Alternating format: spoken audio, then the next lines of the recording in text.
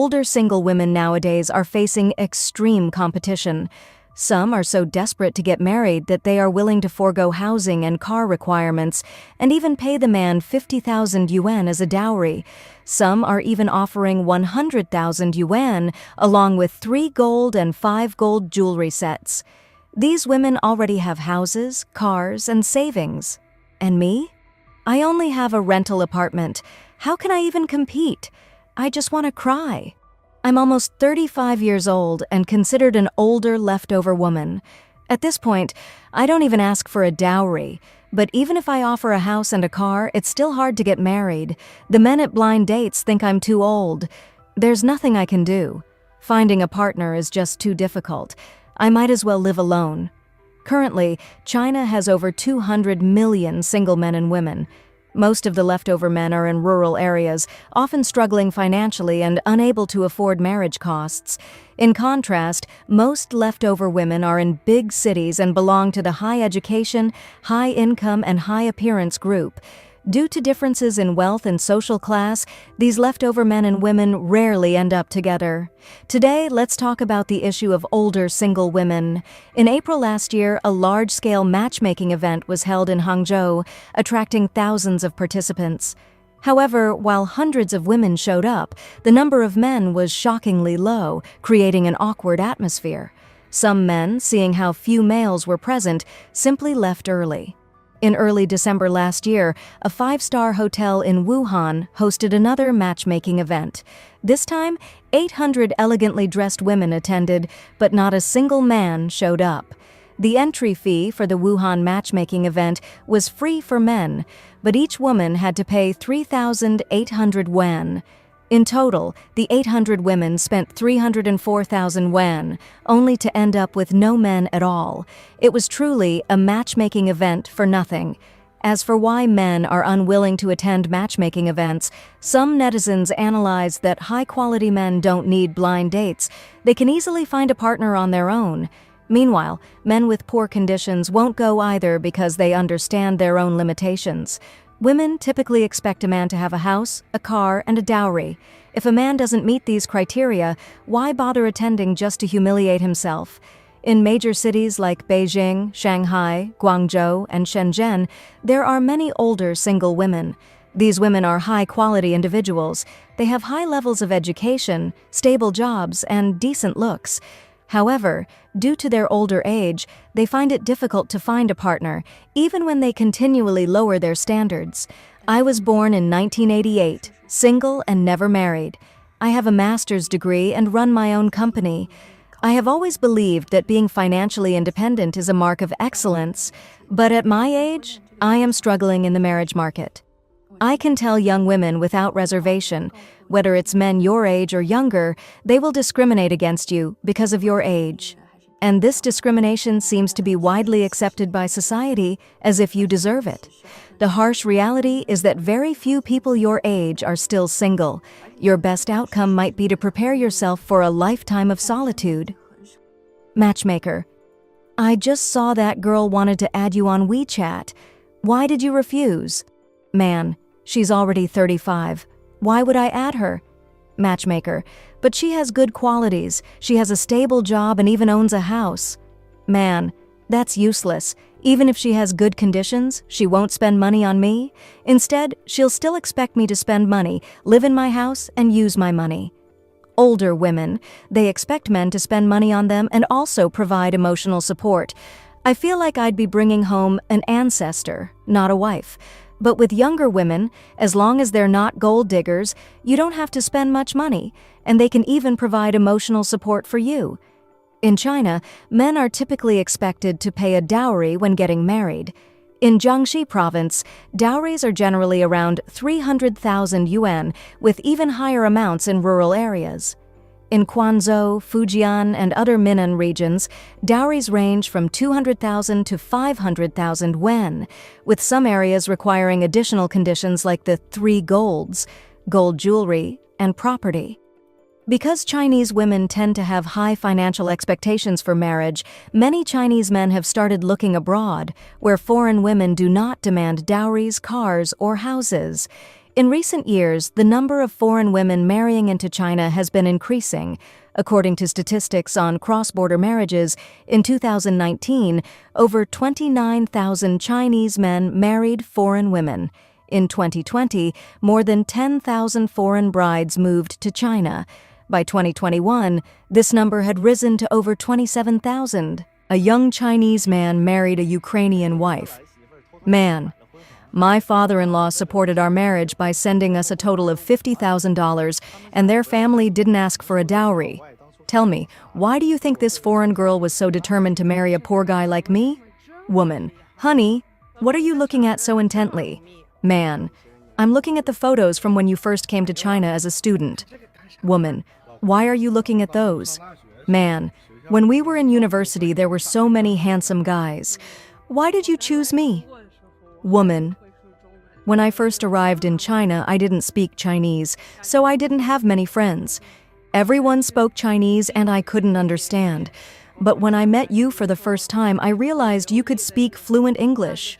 At that moment, I thought, wow, why is this guy so amazing? And I also thought you were very handsome, so I wanted to talk to you. Man: now that last part sounds like the real truth. Vietnamese brides are popular among Chinese men due to their gentle, hardworking, and family-oriented nature. In Guangxi, it is especially common for men to marry Vietnamese wives. There's even a saying in the region, if you can't find a local wife, a Vietnamese bride is your solution. No dowry, no house required. She can handle both social events and household chores. However, a Vietnamese blogger warns Chinese men against using matchmaking agencies to find Vietnamese brides. Not only do these agencies charge a lot of money, but the brides they arrange often run away after marriage. Are you too naive or just too brave? Why would you hand over thousands, even tens of thousands of yuan to matchmakers and agencies to find a Vietnamese wife for you? Do you realize that China's divorce rate is already shockingly high? Even when you marry a Chinese woman, someone from the same country with an emotional foundation, you can still end up divorcing. So how much riskier is it to find a wife from another country? You don't know her, and she doesn't know you. You don't understand Vietnam, and she doesn't understand China. You two are introduced by a matchmaker, rush into marriage, and think that this kind of relationship will lead to happiness? Vietnamese women are not desperate to get married. Even if a woman has poor conditions, she can still find an average local man in Vietnam. So why would she leave her home country and travel so far to marry you? It's because she expects something from you. She hopes you'll treat her well and provide her with a better life. But once she realizes that you can't give her what she expected, and there was no emotional foundation to begin with, she'll leave after just a few months. Do you know how hard older single women are trying to get married these days? I've seen so many cases around me, women lowering their dowry expectations, reducing their housing requirements, and even willing to contribute more from their own side just to get married. Have you ever seen this happen? Some women have messaged me privately, saying that if I don't ask for a dowry, I'm devaluing myself, and if I offer a dowry instead, I'm basically paying for a husband. But sister, we are not the same. You are young, beautiful, and have a great figure. Men lining up for you could stretch all the way to France, but I'm almost 35 years old. If I don't offer tens of thousands in dowry to attract a husband, I might be alone for the rest of my life. I beg you have some empathy. Do you really want me to be single forever? Matchmaker Jing Jai at the matchmaking corner of Wansong Academy in Hangzhou came across the marriage requirements of an older single woman and felt that the current dating market is truly brutal. Some older women are really desperate. Just now, I saw a woman at Wansong Academy standing by the roadside holding up a sign. Her information stated that she was 38 years old, unmarried, running her own business with an annual income of 1 million yuan, and owning both a house and a car. Her requirements for a man: no more than 10 years younger than her, stable job, stable emotional support, and at least average looks. Honestly, considering her own conditions, her expectations don't seem too high. But many parents commented, "Who would want to marry someone so much older?" Do you think her requirements are reasonable? Many netizens feel that a 10-year age gap is too much. 5 years at most would still be acceptable. A factory can ignite the prosperity of a city, or it can silence it overnight. Foxconn's parent company, Honhai, recently quietly launched a major move, planning to set up its first wholly owned factory in northern India, in Uttar Pradesh, UP. It is rumored that the scale may even exceed the existing Bangalore facility, which is known as the second largest factory in the world. At the same time, Foxconn factories in China are laying off employees, relocating, and going silent. Netizens shouted, "Don't let Foxconn run away." But the truth is, it has left a long time ago, but we are only seeing the results now.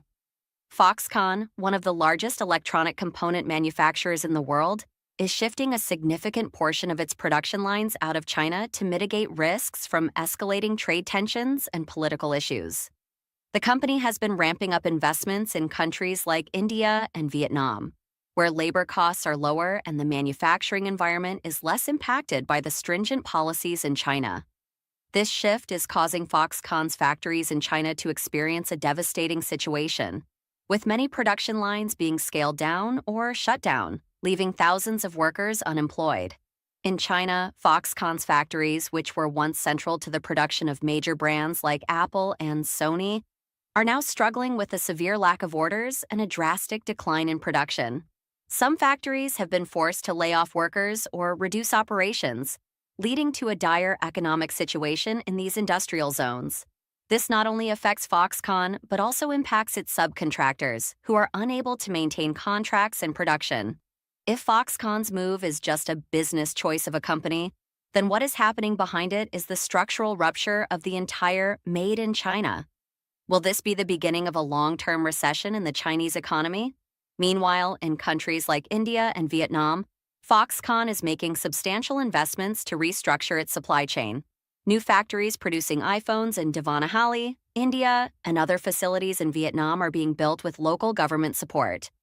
This clearly signals Foxconn's exit from China, where geopolitical risks and an increasingly difficult manufacturing environment are making it harder to compete. The factories in China appear to no longer be competitive in the face of the growing global trend of production relocation. The Chinese government has tried a wide range of tactics to prevent Foxconn from relocating its production lines to countries like Vietnam and India. Initially, they attempted to entice the company with financial incentives, including tax breaks and land subsidies, to keep its factories within China. They also offered Foxconn favorable terms for land use and expanded factory space, hoping to maintain their stronghold as the primary manufacturing hub for global tech companies. However, these efforts were ultimately unsuccessful, as Foxconn recognized the long-term risks of remaining in an increasingly unstable environment. As Foxconn continued to press forward with its plans to diversify its production base, the Chinese authorities resorted to more aggressive measures. They implemented bureaucratic obstacles, delayed permits, and even launched heavy inspections at Foxconn's existing facilities, creating an environment of constant uncertainty and tension. Despite these efforts to tighten control, Foxconn's leadership was undeterred. The company made it clear that the pressures of operating in China, coupled with rising labor costs and political volatility, had forced their hand. In the end, Foxconn's decision to move its operations to other countries was not swayed by the Chinese government's tactics, signaling a clear shift in the global manufacturing landscape.